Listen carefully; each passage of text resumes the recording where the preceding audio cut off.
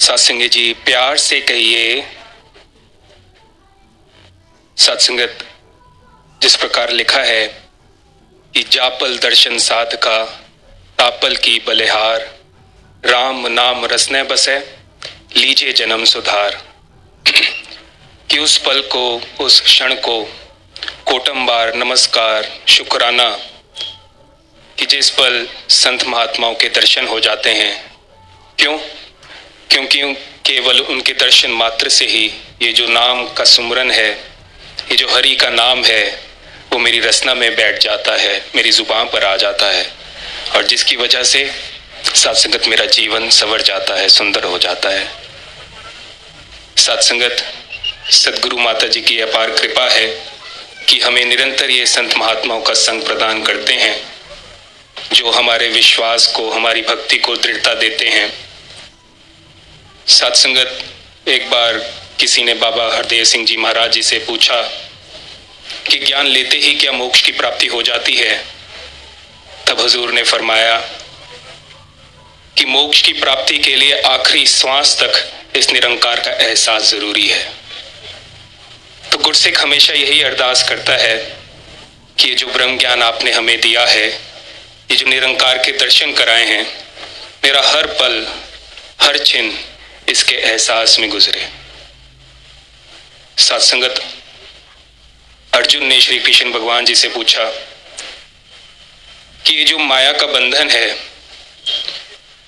इससे छुटकारा पाने के लिए क्या करना चाहिए, इंसान को क्या करना चाहिए? तो श्री कृष्ण भगवान जी ने श्रीमद् भगवत गीता के 18वें अध्याय के 62वें श्लोक में कहा, तमेव शरणम गच्छ सर्वभावेन भारतः तत्प्रसादम तत्परम शांतिम स्थानम प्राप्स्यसि शाश्वतम। कि हे अर्जुन, अगर इंसान को इस माया के बंधन से मुक्त होना है और परम शांति को प्राप्त करना है, शाश्वत स्थान को प्राप्त करना है, तो उसको कुछ नहीं, बस केवल एक ही कार्य करना है कि अपने संपूर्ण भावों के साथ अपनी इच्छाओं को खत्म करके इस ईश्वर के प्रति समर्पित हो जा। और जब वो ईश्वर के प्रति, इस निरंकार के प्रति समर्पित हो जाएगा, तो उसे परम शांति, परमानंद की अवस्था प्राप्त होगी और वो शाश्वत स्थान को प्राप्त होगा। सत्संगत वो इकमिक वाली अवस्था कि जब मैं हूं तू नहीं, और जब तू है फिर मैं नहीं। When I realized I am nothing, then I became everything। जब मुझे ये एहसास हुआ कि मैं कुछ भी नहीं, तभी तो सत्संगत ये असीम की ओर की यात्रा शुरू होती है।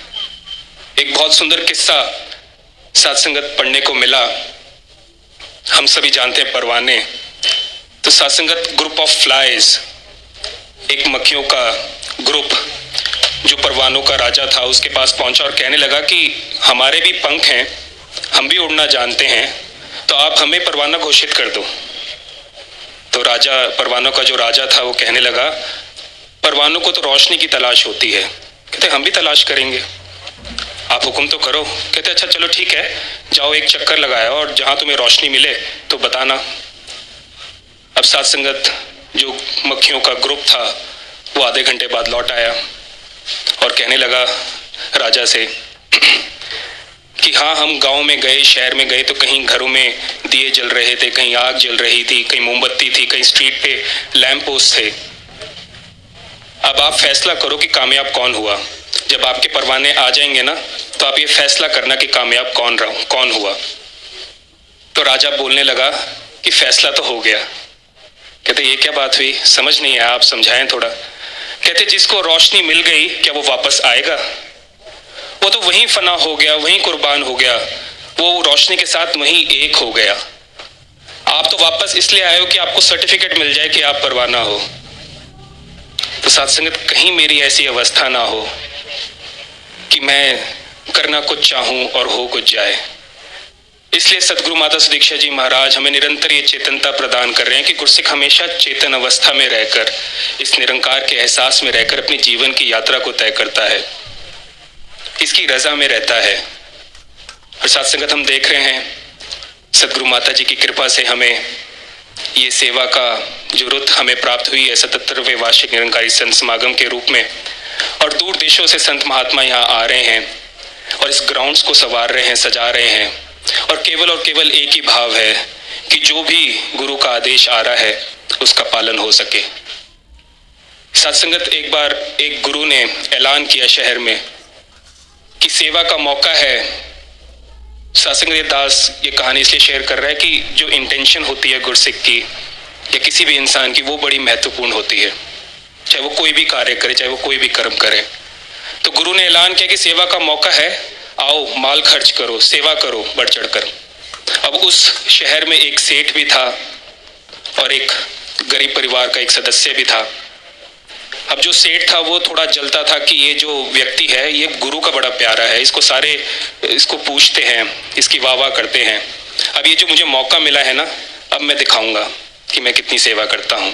तो जब ये ऐलान हुआ तो सेठ ने कहा कि मैं अपनी 50% जो 50% ऑफ माई वेल्थ है वो मैं डोनेट कर दूंगा, सेवा में लगा दूंगा। और जब उस सज्जन व्यक्ति की तरफ साथ संगत ये आदेश पहुंचा तो उसके पास जो कुछ भी था, साथ संगत वो कहते हैं कि झाड़ू लगाया, जो कुछ भी आया उसमें वो सब कुछ लेकर गुरु के दरबार में पहुंच गया। अब साथ संगत, क्वांटिटी वाइज देखा जाए तो वो सेठ की जो दौलत थी, जो सेठ की जो वेल्थ थी, वो तो ज्यादा ही दिखनी थी क्योंकि क्वांटिटी ज्यादा थी। लेकिन कहते हैं कि सदगुरु भाव का भूखा होता है, जो आपका प्रेम का भाव है, जो सेवा का भाव है, वो सदगुरु को भाता है और सदगुरु अपने गुरसिक की लाज रखता है। अब साथ संगत, कहीं हम कुछ डोनेट करते हैं या कुछ माया रूप में या कुछ भी, तो सामने वाला व्यक्ति यही पूछता है कि महापुरुषों कितनी सेवा कर रहे हो या कितने की पर्ची काटें। यही सवाल है, यही जायज सवाल है कि महाराज क्या है, कितना कितना आप दे रहे हो। लेकिन साथ संगत, उस समय जब ये दोनों की जो दौलत थी वो रखी गई तो वो सेठ बड़ा खुश, अब तो मेरी वाह वाह होगी। तो साथ संगत, गुरु गुरसिक की कैसे लाज रखता है। साथ संगत, वो मौके का सवाल ही बदल दिया। सवाल ये होना चाहिए था कि सेठ क्या लेकर आए हो। तो साथ संगत, गुरु ने पूछा, सेठ पीछे कितना छोड़ आए हो, परिवार के लिए कितना छोड़ आए हो। तो साथ संगत वहीं वो शर्मसार हो गया कि मैं क्या करना चाहता था, ये तो जानी जान है। कहता, महाराज मैं तो अपनी 50% of my wealth I have left behind for my family. फिर उससे पूछा कि पीछे कितना छोड़ आए हो। कहते, तरक्तवुल्लाह रसूल, कि मैं पीछे अल्लाह के रसूल को छोड़कर आया हूँ। पहले भी वही पाल रहा था, आज भी वही पाल रहा है और आगे भी वही पालेगा। साथ संगत, संपूर्ण अवतार बाणी के 281 में लिखा है कि धन गुरु ते धन गुरसिख ने, जो इकमिक हो जांदे ने, पांदे ने अवतार नाम जो अपना आप गवांदे ने। तन मन धन तिन्ना तो ऊंची ओ सेवा कहलांदी है, जो होवे निष्काम निरिचित ते सदगुरु नु पांदी है। साथ संगत, अगर मेरे कर्म में निष्काम भाव, निरिचित भाव है तो वो सेवा का रूप ही बन जाता है, चाहे मैं कोई भी कार्य करूं। और सदगुरु माता जी हमें ये मौका दे रहे हैं, आओ यहाँ आकर सेवा करो, अपने मैं का दान करो। तो आओ साथ संगत, यही अरदास सदगुरु माता जी के चरणों में, आप जी के जो भी आशीष वचन आ रहे हैं, हम उनको सप्लाई करने की बजाय अपने ऊपर अप्लाई करें। और जब हम अपने ऊपर अप्लाई करेंगे तो बट ऑब्वियस है, definitely it will be supplied through my actions. जो ये महक हमें देना चाह रहे हैं, अगर वो पहले मैं अपनी ज़िंदगी में अप्लाई करूँगा तो डेफिनेटली वो आगे मेरे एक्शंस के थ्रू दुनिया में सप्लाई होती चली जाएगी। साथ संगत जी, इन्हीं भाव से दास आपसे क्षमा चाहेगा, प्यार से कहना धन। धन्यकार जी।